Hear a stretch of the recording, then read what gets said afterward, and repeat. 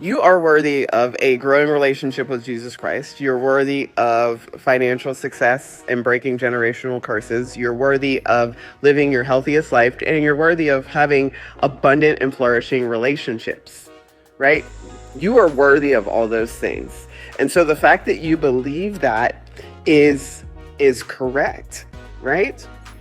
But here's where there is a level of understanding that needs and focus, an area of focus that a lot of us need to shift our mindset and our actions to.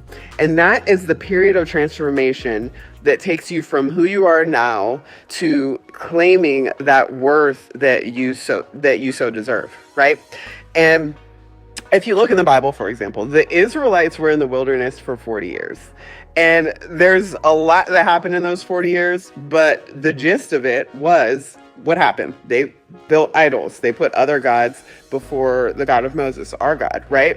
They did things that they thought were better. They were disobedient. The point of it is that they took their eyes off of the mentor, off of the guide that was going to get them to where they wanted to go in the promised land, right? And so think of the areas of your life. I was talking to someone the other day, and they were like, I've thought about having a coach or a mentor for this because, this is what I do.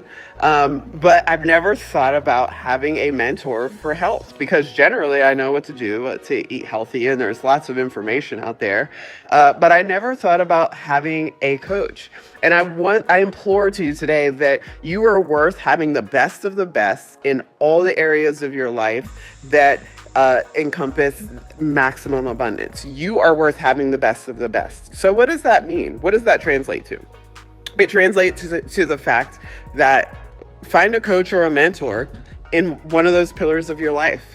Always have coaches and mentors. And then once you get your rhythm and you find out what's going to get you there in one area, then find a coach and a mentor in another pillar of your life.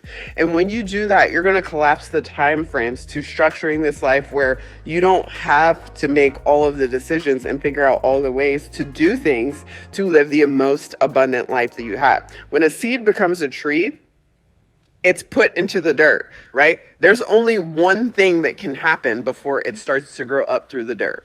That's that roots go down into the ground. There's not any other step to success that can happen other than that. So I just want to encourage you to find a coach or a mentor. First, identify what the pillars of your life are, and then find someone that has already gotten there that can show you exactly what to do to get there for yourself. Be encouraged.